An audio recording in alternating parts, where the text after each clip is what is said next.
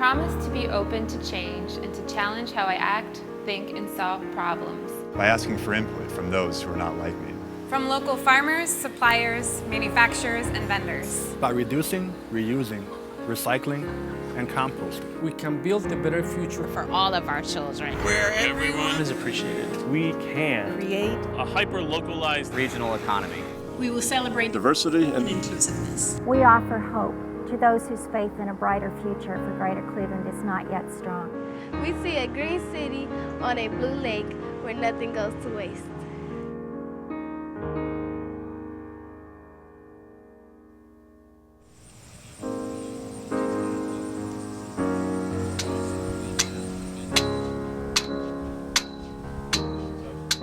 Our company's Tunnel Vision Hoops.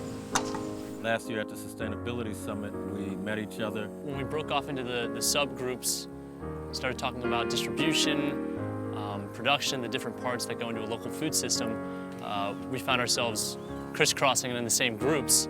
Working with this group of people and some others that I've connected with from the summit is more about planning and then action than just planning.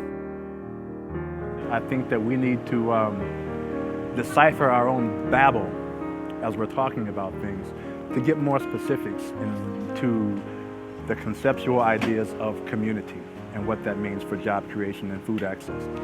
I got into urban agriculture because I'm a counselor at a drug treatment center, and I was really thinking about how can we put some of these people to work. With Tunnel Vision Hoops, what we decided to do there was actually build something here locally. We bend all of this hoop is done right here locally. And if we made better food choices, healthier food choices, people would live longer and healthier.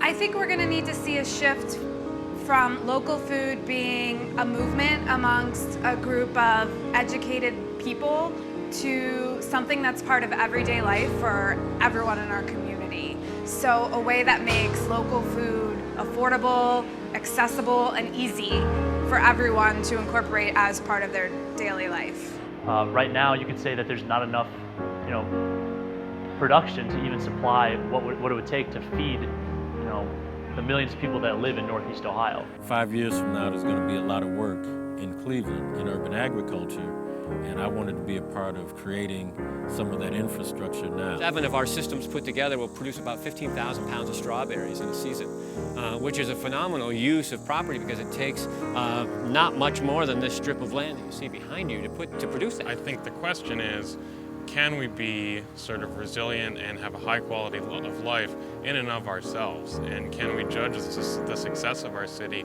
by how we provide for ourselves and how we provide for our neighbors? If we don't keep up, we're going to drown in our own juices. People have a lot of stuff invested here in Cleveland, and they don't want to see it go away. So a lot of this conferencing and 10-year plan, 20-year plan, I believe is up to the people to come together as a community and decipher what it is they want to do, what they want to get done, and what they need to address. So I think it's got to happen that way. We're at a crossroads of needing to change how we do business in order to thrive, in order to stay competitive, and in order to take care of our planet. All things are pointing to sustainability as the answer. Cleveland has a great future, and that's why we are moving towards sustainability. In order for us to have a successful and globally competitive economy, we need to find ways to be able to direct some of our purchasing dollars to local businesses. If you just look at what's happening today and what's planned short term, you will see there are well over in development side, there's close to $2 billion in development that is being proposed that either will happen now or in the very near future. The city's local and sustainable purchasing ordinance provides a 4%, up to 4% bid discount. So that allows a business to have a 4% competitive advantage over another business. But we're also working to develop a local program that is more peer-based learning through Entrepreneurs for Sustainability. Existing businesses came to us and said, how do we participate in a sustainable economy? So we developed programs and services for them. And in that process, we help companies develop the capacity to create their own strategic plan for sustainability. And for us, those are the types of companies that we want to do business with. So I know it's probably difficult, when people hear you can't really just do one thing, it's kind of, you have to do everything at once. because you have to push the demand, you have to push the supply. But it's necessary, and I think it's possible to track change when you're doing that. You just have to look a little closer. I think our focuses on our neighborhoods are panning out, are very successful. But without that industry, without that vibrant force, without that entrepreneurship, I think we're going to be losing out on a tremendous potential of already standing edifices in our downtown environment. This isn't going to go away. It's in decades ago, it might have been seen as a fad, but in this case, people see it as survival. The primary thing, the actual action, I believe, is through necessity. That we are living in a time where it is no longer just having a nice conversation about our important subject matter. That's no longer sufficient. Now we have to do.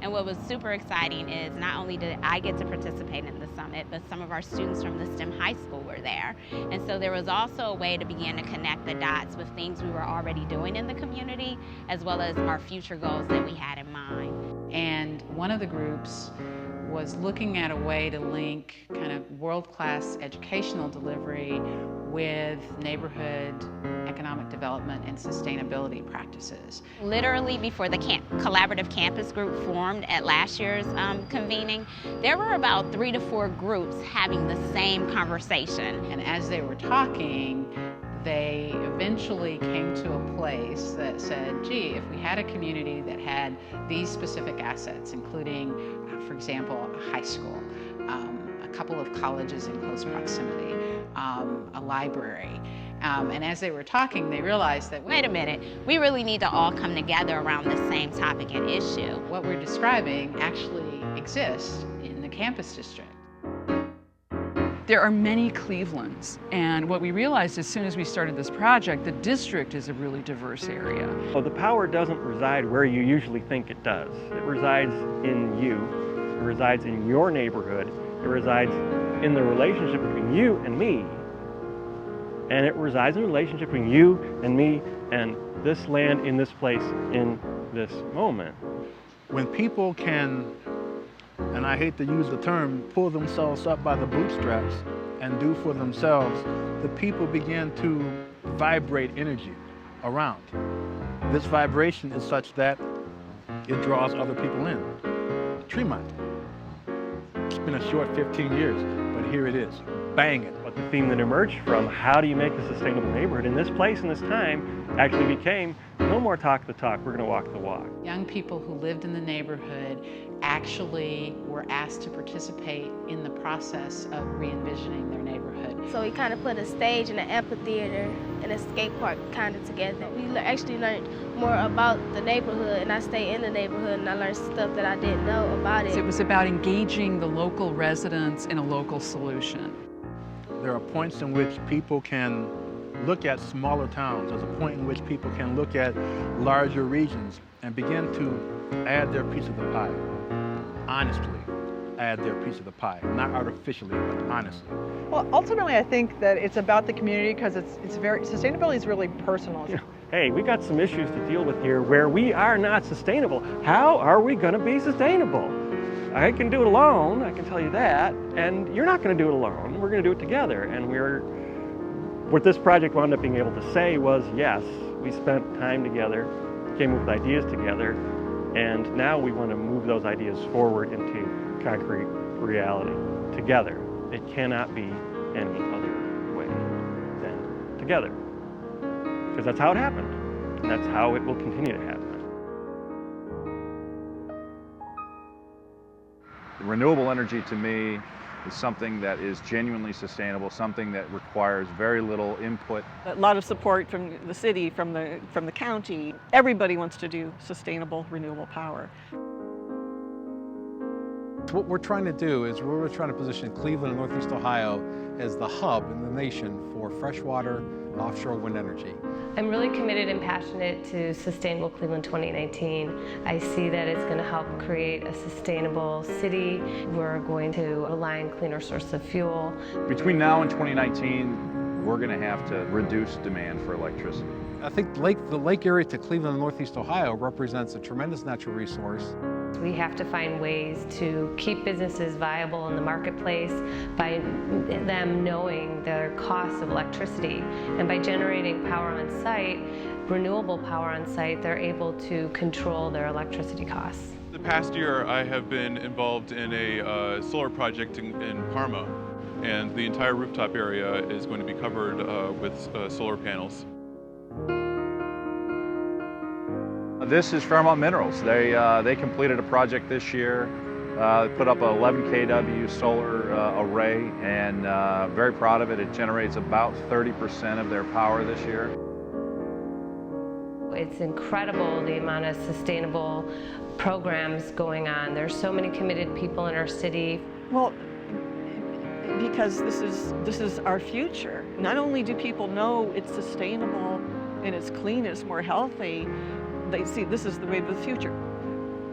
The last turn of the century, just as this turn of the century, the last turn of the century, everyone was trying to find a way to fly airplanes, to get up into space, to run automobiles, to build the infrastructure, and we did it wrong. We just took the easy route. We did it all fossil fuels. So now we're on a new century and the same thing. We're trying to learn how to run vehicles on clean fuel, how to power our homes cleanly. Right, it's a basis now. It's become we do not make decisions now without considering is this moving the agenda forward in terms of sustainability.